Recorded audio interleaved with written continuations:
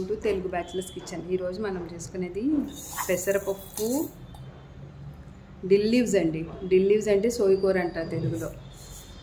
Actually సోయికూర హెల్త్కి చాలా మంచిది, అంటే డైజెషన్ని ఇంప్రూవ్ చేస్తుంది అండ్ బాలింతలకి ఇంకా మంచిదంట. తర్వాత ఇన్ఫ్లమేటరీ తగ్గిస్తుంది అండ్ బ్రీత్ క్వాలిటీ కూడా పెంచుతుందండి. సో మనం వీడియోలోకి వెళ్ళిపోదాం. ఫస్ట్ నేను ఇక్కడ ఒక్క కప్పే తీసుకున్నాను పెసరపప్పు. ఇవి కడిగి నానబెట్టేసుకుందాం. తర్వాత ఈ లీవ్స్ కూడా ఇట్లా సన్నగా కట్ చేసుకొని పెట్టేసుకుందామండి. పెట్టేసుకొని మనం ప్రాసెస్లోకి వెళ్ళిపోవచ్చు. పెసరపప్పు నానిపోయిందండి. సో నేను స్టవ్ మీద కుక్కర్ పెట్టేశాను. ఆయిల్ కూడా వేడెక్కిపోతుంది.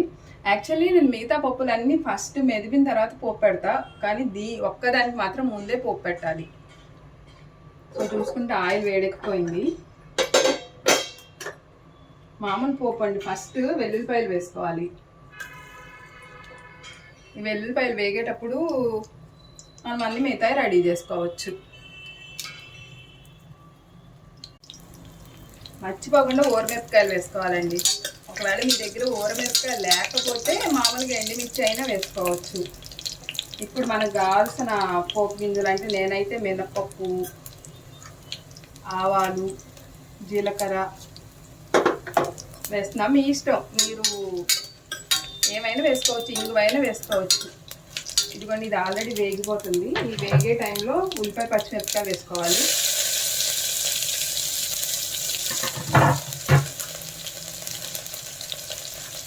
ఇప్పుడు ఈ ఉల్లిపాయ పచ్చిమిరపకాయల్లోనే కొంచెం పసుపు వేస్తున్నాను. ఇది వేగే లోపల టమాటాలు రెడీ చేసేసుకోవచ్చు.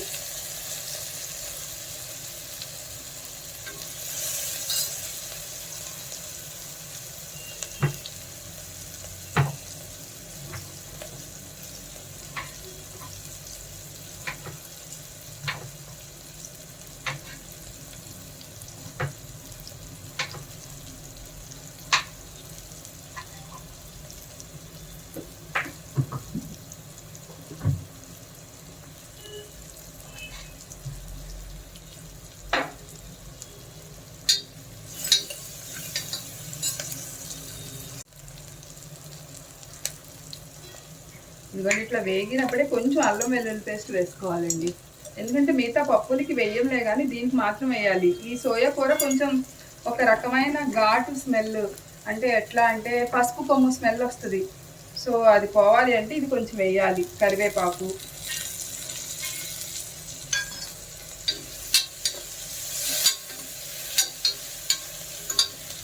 ఇది వేసినప్పుడే టమాటా ముక్కలు వేసేసుకోవాలి. ఇదిగోండి, ఇప్పుడు టమాటా ముక్కల్లో కొంచెం ధనియాల పొడి, కొంచెం అంటే జీలకర్ర పౌడర్. ఇది ఆప్షనల్, మీకు నచ్చితే వేసుకోండి, లేకపోతే లేదు. నా దగ్గర ఉంది, నేను వేస్తున్నా. టమాటా కొంచెం మగ్గొచ్చిందండి. సో ఆల్రెడీ నేను వాష్ చేసి పెట్టుకున్న సోయా కూర వేసేస్తున్నాను. ఇది బాగా వేగాలండి. వేగిన తర్వాత పెసరపప్పు వేసుకోవాలి మనం, ఎందుకంటే దీని పచ్చి వాసన అంతా పోవాలి.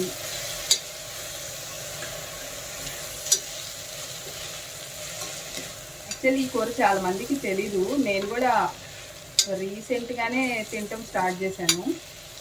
బయట చూసినప్పుడు నాకు అసలు ఫస్ట్ అర్థం కాలేదు ఇది ఏంటి అని. సోయా కూర కూడా వేగిపోవచ్చిందండి. సో ఇలా బాగా దగ్గరగా అయిపోయింది కదా. ఇప్పుడు ఆల్రెడీ నేను పెసరపప్పు కడిగి నానబెట్టేశాను, అవి వేసేస్తున్నాను. ఆ నీళ్లు పారబోయకండి, అవి పప్పులో యూజ్ చేసుకోవచ్చు మనం, నానబెట్టిన నీళ్లు.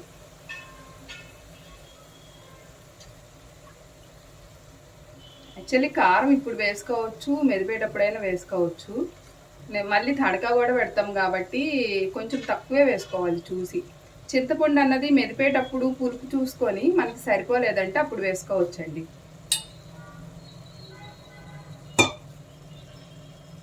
కొంచెం పెసరపప్పు కూడా అటు ఇటు వేగిన తర్వాత ఆ వాటర్ పోసేసి సాల్ట్ వేసేసి విజిల్ పెట్టి 3 విజిల్స్ రానిస్తే సరిపోతుంది.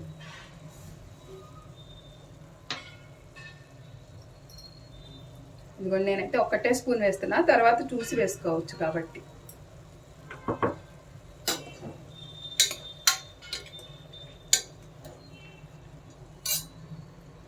ఓకే అండి, నేనైతే సరిపడా వాటర్లో నానబెట్టాను కాబట్టి పోస్తున్నా. పెసరపప్పుకి ఎక్కువ వాటర్ పట్టవు కాబట్టి.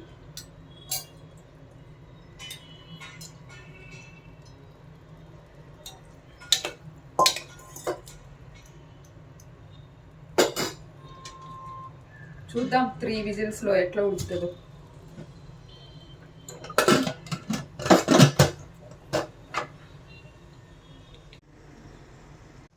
ఎందుకంటే కొంచెం అంటే కొంచెం నెయ్యి వేసాను నేను, ఎక్కువ ఏం పట్టదు, మళ్ళీ ఫ్లేవర్ డామినేట్ చేయకూడదు కాబట్టి. సో ఇది వేడెక్కిన తర్వాత మన పప్పుకి సరిపడా కారం దీంట్లో వేసుకుంటామండి. వేసుకొని స్టవ్ ఆఫ్ చేయాలి. సో నా పప్పుకి ఇంత సరిపోతుంది అంతే.